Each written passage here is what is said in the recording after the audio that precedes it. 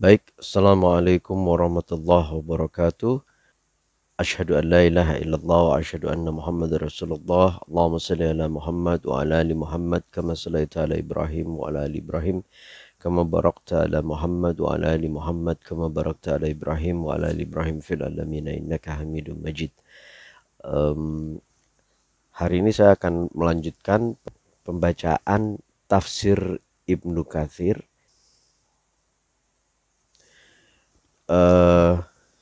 Kemarin itu pembacaan saya terakhir sampai tafsir isti'adzah. Tafsir isti'adzah. Allah Subhanahu wa taala berfirman, "Dan jika kamu ditimpa sesuatu godaan setan, maka berlindunglah kepada Allah. Sesungguhnya Allah Maha mendengar lagi Maha mengetahui." Quran surat Al-A'raf ayat 200. Dan katakanlah, "Ya Tuhanku, aku berlindung kepada Engkau dari bisikan-bisikan setan. Dan aku berlindung pula kepada Engkau, ya Tuhanku, dari kedatangan mereka kepadaku." Quran surat Al-Mu'minun ayat 97-98. Dan tidak dianugerahkan melainkan kepada orang-orang yang mempunyai keberuntungan yang besar. Dan jika setan mengganggumu dengan suatu gangguan, maka mohonlah perlindungan kepada Allah. Sesungguhnya dialah yang Maha mendengar lagi Maha mengetahui. Quran surat Fussilat ayat 35-36. Allah Subhanahu wa taala memerintahkan kepada kita agar berlaku halus dan baik kepada musuh yang masih dari golongan manusia dengan tujuan supaya dia kembali kepada tabiat baiknya. Akan tetapi Allah Subhanahu wa taala tidak memberikan peluang tersebut kepada musuh utama manusia, yaitu setan. Dia tidak memiliki kepentingan lain kecuali menghancurkan keturunan Adam. Diakibatkan dendam dan permusuhannya terhadap nenek moyang manusia, yaitu Nabi Adam alaihissalam. Allah Subhanahu wa taala berfirman, "Sesungguhnya setan itu adalah musuh bagimu, maka anggaplah ia musuhmu. Patutkah kamu mengambil dia dan turunan-turunannya sebagai pemimpin selain daripadaku, sedang mereka adalah musuhmu?" Yang sebelumnya adalah Quran surat Fatir ayat 6 dan yang barusan saya baca adalah surat Al-Kahfi ayat 50. Setan telah bersumpah dan berlaku dusta pada Adam. Lalu bagaimana kita dapat berlaku baik kepadanya sedangkan dia sendiri berkata, "Sungguh aku akan menyesatkanmu dan menyesatkan mereka manusia semua." Sebagian ahli Qur'an atau pembaca Al-Quran mengatakan bahwa isti'adzah dibaca setelah bacaan. Hal ini didasarkan pada zahir teks ayat. Tetapi yang masyhur di kalangan jumhur ulama adalah bahwa isti'adzah itu dibaca sebelum membaca ayat Al-Quran untuk menolak gangguan dan godaan setan. Maka ayat yang menyatakan apabila engkau membaca Al-Quran adalah apabila engkau hendak membaca Al-Quran. Hal ini serupa dengan perintah Allah dalam hal wudhu.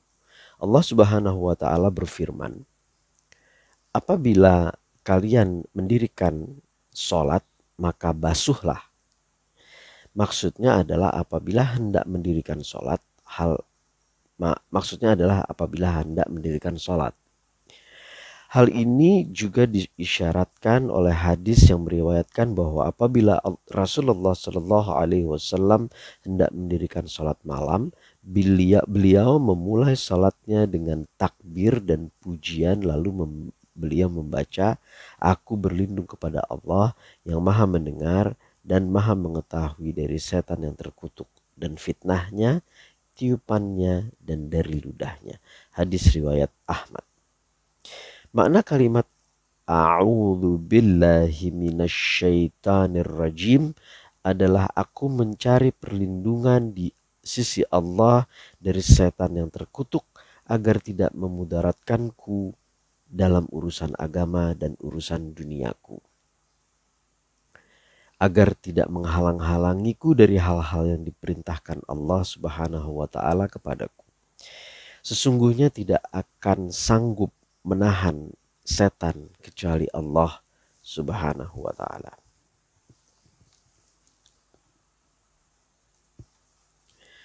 Isti'adzah artinya permohonan perlindungan kepada Allah Subhanahu wa taala dari kejahatan setiap pemilik kejahatan.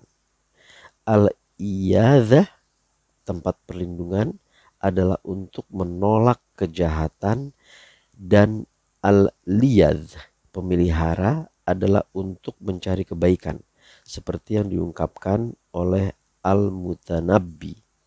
Wahai zat yang aku meminta pemeliharaan kepadanya atas segala yang aku harapkan, wahai zat yang aku berlindung kepadanya dari segala yang aku takutkan, tidak ada manusia yang dapat menyatukan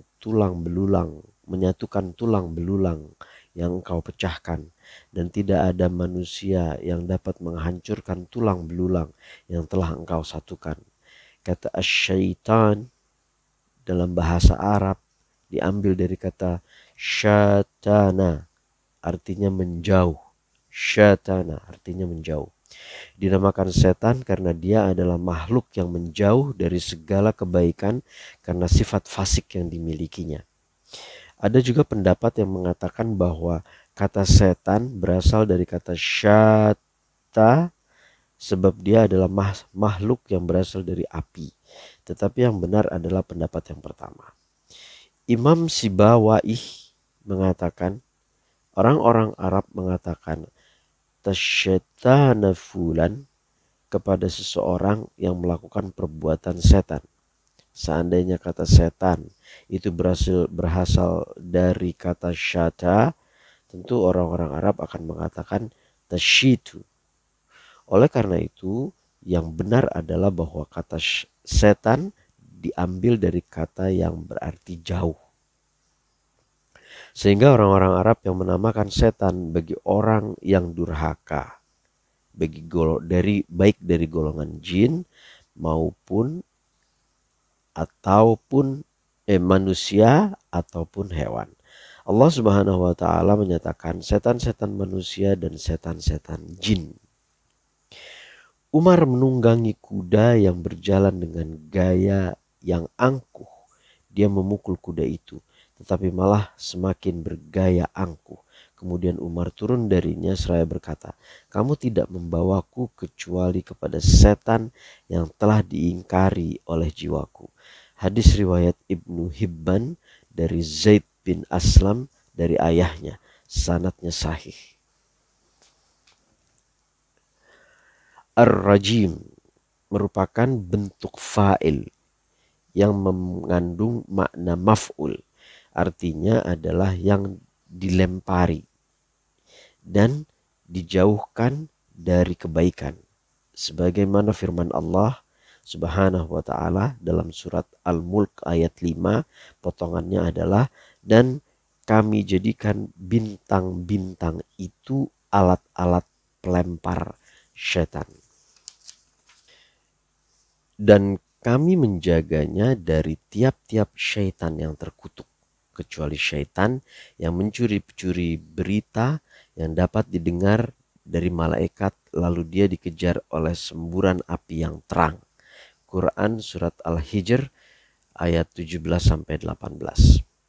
Dalam penulisan Al-Quran, para sahabat membukanya dengan bismillah. Oleh karena itu, dianjurkan agar membuka segala sesuatu baik ucapan ataupun pekerjaan dengan bismillah. Rasulullah Shallallahu Alaihi Wasallam bersabda, setiap urusan yang tidak dimulai dengan bismillah maka dia akan terputus. Disunatkan pula pada saat akan memulai wudhu, Rasulullah Shallallahu Alaihi Wasallam bersabda, tidak sempurna wudhu seseorang yang tidak menyebutkan nama Allah terlebih dahulu. Hadis riwayat Ahmad dan Asy-Syabbus Sunan dari riwayat Abu Hurairah secara marfu. Disunatkan pula ketika hendak menyembelih hewan. Menurut mazhab Syafi'i, hukumnya sunnah. Tetapi sebagian mazhab yang lain mewajibkannya. Disunahkan pula pada saat hendak makan. Rasulullah Shallallahu Alaihi Wasallam bersabda, bacalah Bismillah, makanlah dengan tangan kananmu dan makanlah apa yang ada di dekatmu. Disunahkan juga ketika hendak melakukan persetubuhan. Rasulullah Shallallahu Alaihi Wasallam bersabda, apabila salah seorang dari kalian mendatangi istrinya lalu membaca Bismillah dan berdoa, ya Allah, jauhkanlah kami dari setan dan jauhkanlah setan dari apa yang akan Engkau anugerahkan kepada kami, maka apabila dia ditakdirkan mempunyai keturunan, maka setan tidak akan dapat memudaratkannya. Hadis riwayat Bukhari dan Muslim. Baik, selanjutnya adalah huruf ba pada lafaz Bismillah. Dari sudut pandang ilmu tata bahasa, sebagian ulama menetapkan bahwa terdapat isim muqaddarah yang atau artinya yang disembunyikan. Jadi muqaddarah itu artinya yang disembunyikan di dalamnya.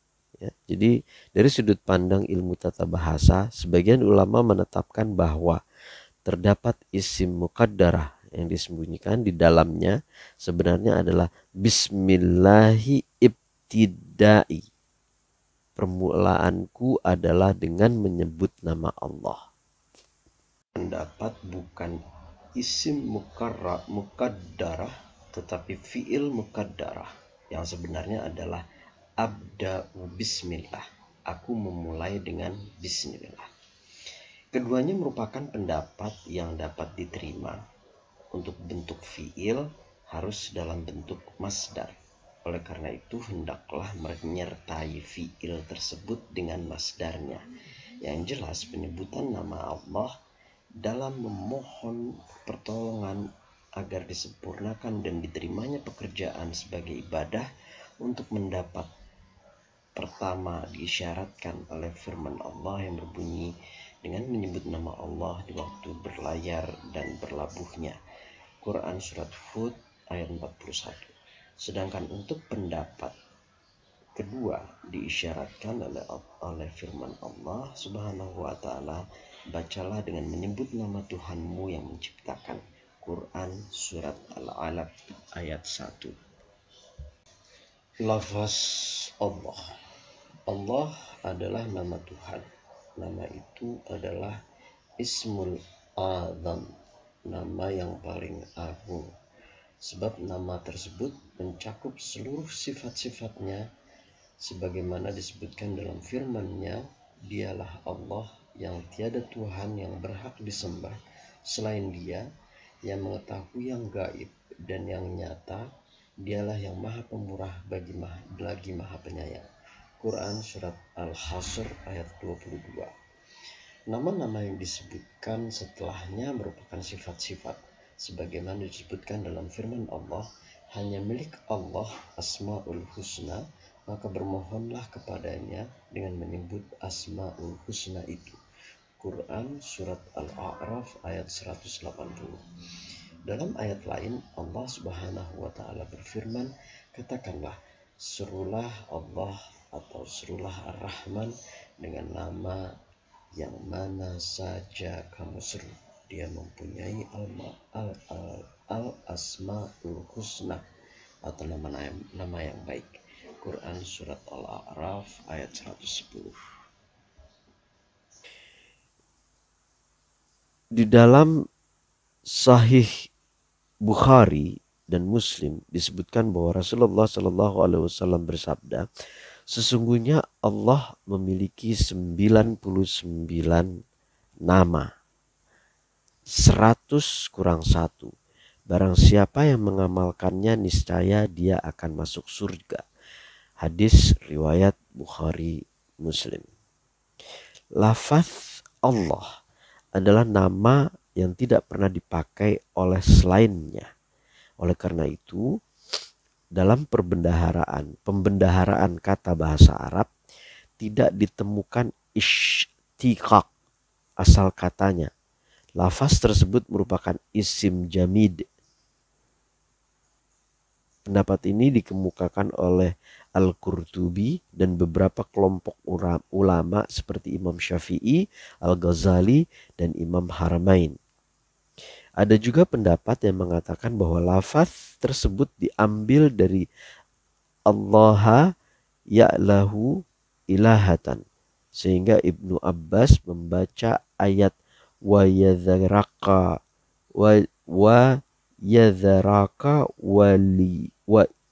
walahataka, maksudnya ibadahmu. Pendapat yang lain mengatakan bahwa lafaz tersebut diambil dari kata walahu, artinya sama dengan tahayyara, berputar atau bingung. Karena hakikat dari sifat Allah Subhanahu wa taala menurut akal pikiran untuk merenungkannya. Ada juga pendapat yang mengatakan bahwa lafaz tersebut diambil dari kata Allahtu ila fulan, artinya sakantu atau tenang. Sebab akal tidak akan tenang kecuali dengan berzikir kepada mengingat Allah. Ruh tidak akan tenang kecuali dengan makrifat kepadanya. Sebab dia adalah zat yang maha sempurna dan tidak ada yang lain secara mutlak. Allah Subhanahu wa taala berfirman, ingatlah dengan zikir kepada Allah, hati menjadi tenang. Ar-Razi menetapkan bahwa lafaz Allah tidak memiliki asal kata sama sekali. Ini juga merupakan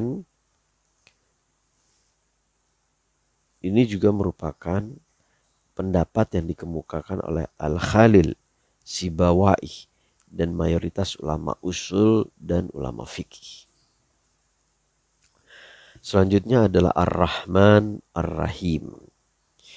Adalah dua nama yang diambil dari kata Ar-Rahman dengan bentuk mubalaghah atau superlatif atau sangat. Ar-Rahman adalah bentuk kata yang lebih mubalaghah dari Ar-Rahim. Sebagian ulama ada yang berpendapat bahwa keduanya tidak memiliki asal kata, ghair mustaq. Al-Qurtubi mengatakan petunjuk yang mengatakan bahwa kata tersebut memiliki akar kata adalah apa yang diriwayatkan di dalam hadis qudsi. Allah Subhanahu wa taala berfirman, aku adalah Ar-Rahman. Aku menciptakan kasih sayang Ar-Rahmu. Lalu aku menjadikannya sebagai asal dari namaku. Maka barang siapa yang menyambungkan Ar-Rahmu, maka aku akan sampai kepadanya. Dan barang siapa yang memutuskannya, maka aku akan memutuskan kasih sayang itu darinya. Hadis riwayat Tirmizi. Al-Qurtubi mengatakan teks hadis ini menunjukkan istiqaq, maka tidak bermakna perbedaan dan perselisihan. Sedangkan pengingkaran orang-orang Arab terhadap nama Ar-Rahman merupakan akibat dari ketidaktahuan mereka kepada Allah Subhanahu wa taala dan apa-apa yang sudah seharusnya menjadi sifatnya. Bentuk kata fi'lanun tidak sama dengan bentuk kata fa'ilun. Bentuk kata fi'lanun tidak terjadi kecuali dalam bentuk mubalaghah fi'il. Seperti kata rajulun, ghadbanun, atau lelaki sangat pemarah. Sedangkan bentuk kata fa'ilun bisa bermakna fa'il atau subjek, bisa juga maf'ul atau objek. At-Tabari mengatakan Ar-Rahman artinya Allah Maha Pengasih kepada makhluk secara keseluruhan. Ar-Rahim artinya Allah Maha Penyayang kepada orang-orang mukmin.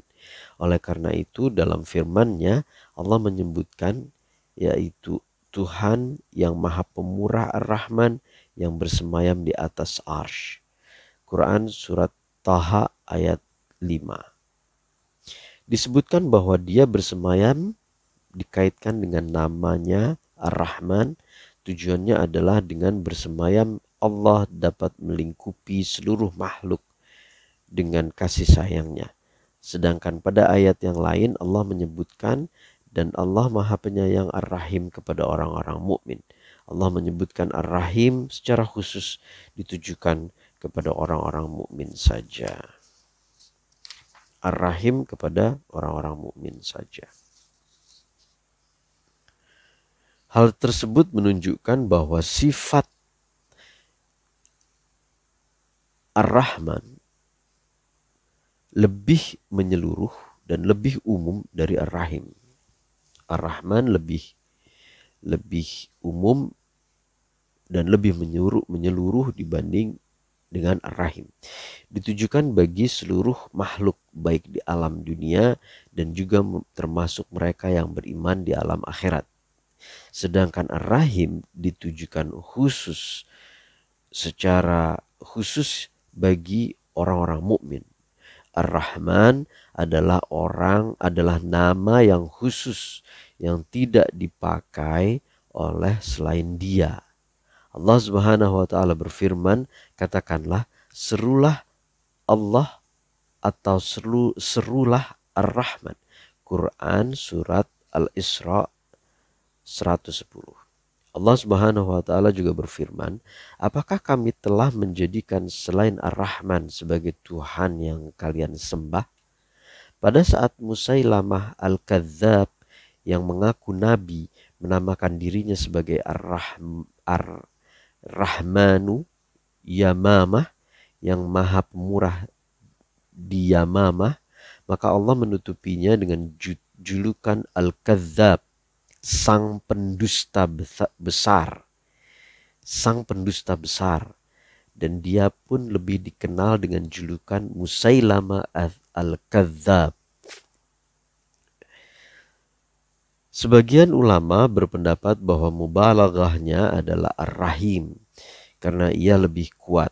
Tetapi sebenarnya pembahasan ini tidak termasuk pada bab takkid, tetapi termasuk pada pembahasan na'at.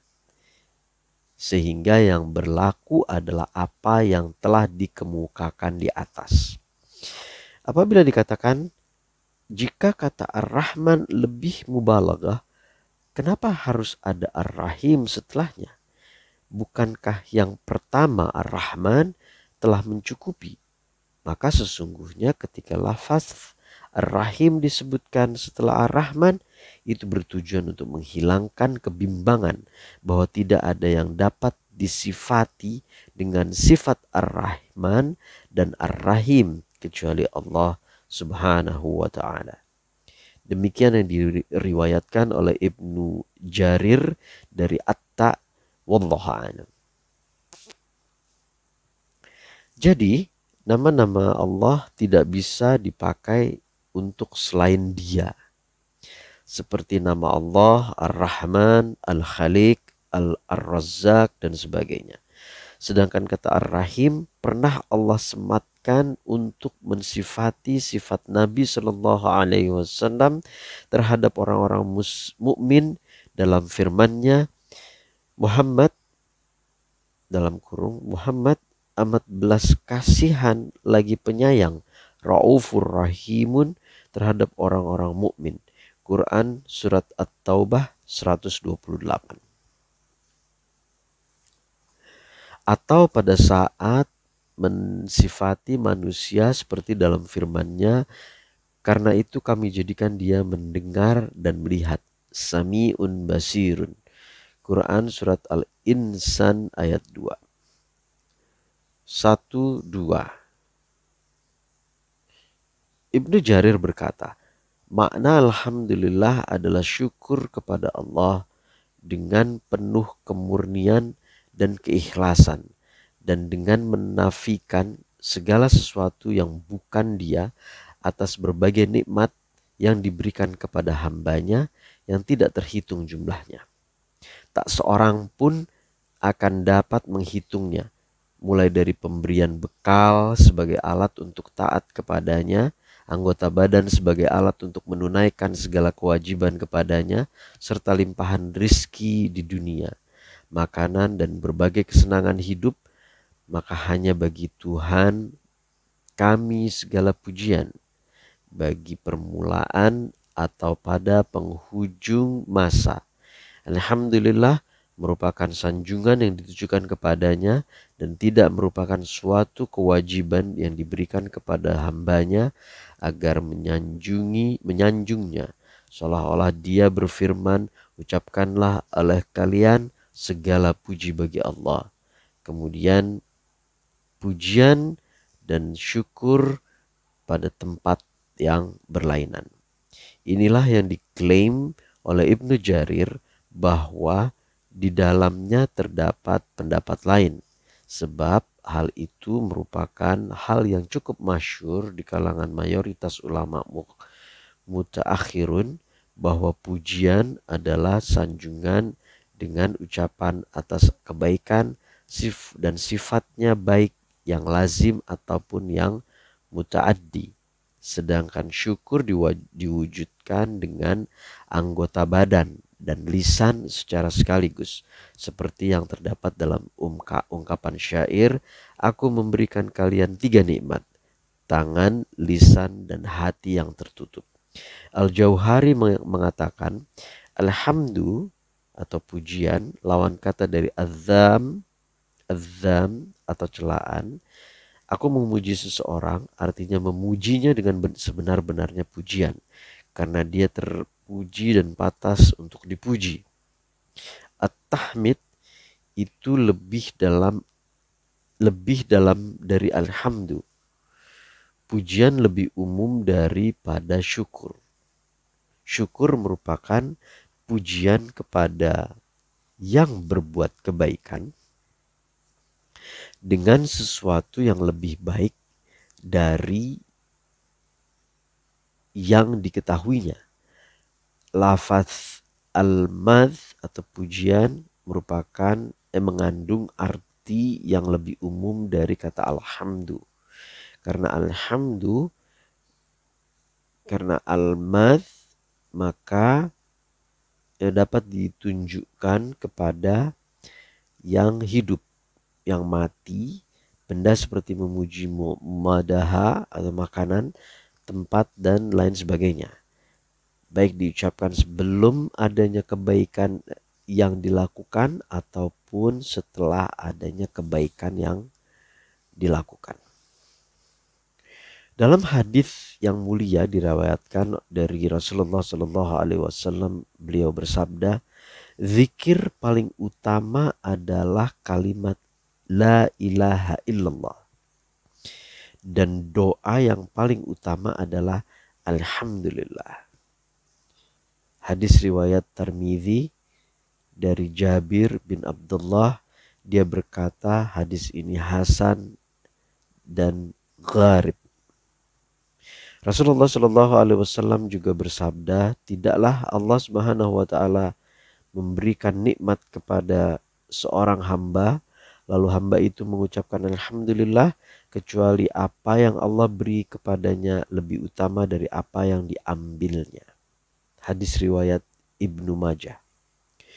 Diriwayatkan dari Ibnu Umar bahwa Rasulullah SAW menceritakan kepada para sahabat bahwa seorang hamba Allah mengucapkan, ya Rabb, bagimu segala pujian sebagaimana yang patut bagi keluhuran zatmu dan keagungan kekuasaanmu. Sehingga Dua malaikat pencatat amal merasa bingung bagaimana menuliskan pahalanya. Lalu keduanya naik menghadap Allah Subhanahu wa taala. Seraya berkata, "Wahai Tuhanku, wahai Tuhan kami, sesungguhnya seorang hamba telah membaca suatu kalimat dan kami tidak tahu bagaimana menuliskan pahalanya." Maka Allah Subhanahu wa taala berfirman, "Sesungguhnya Allah Maha mengetahui apa yang diucapkan hambanya, apa yang diucapkannya." Dua malaikat itu menjawab, "Wahai Tuhan kami, sesungguhnya dia membaca, Ya Rob, bagimu segala pujian, sebagaimana apa yang dipatut bagi keluhuran zatmu dan keagungan kekuasaanmu." Kemudian Allah Subhanahu wa taala berfirman, "Tuliskan seperti yang dia ucapkan. Biarkan sampai dia berjumpa denganku dan aku yang akan membalas bacaannya itu." Masya Allah. Masya Allah. Alif dan lam pada lafaz alhamdu adalah alif lam lil istighraq. Istighraq atau menunjukkan makna keseluruhan. Artinya seluruh pujian apapun. Maksudnya adalah bahwa segala jenis pujian beserta sifat-sifatnya adalah milik Allah Subhanahu wa taala. Sebagaimana disebutkan pada doa di dalam hadis yang berbunyi, "Ya Allah, bagimulah segala pujian seluruhnya, bagimulah kerajaan seluruhnya, pada genggaman kekuasaanmulah kebaikan seluruhnya, dan hanya kepadamulah kembalinya setiap urusan seluruhnya." Rabbul Alamin. Berikutnya ini adalah Rabbul Alamin. Baik, Rabbul Alamin akan kita lanjutkan pada part berikutnya. Assalamualaikum warahmatullahi wabarakatuh.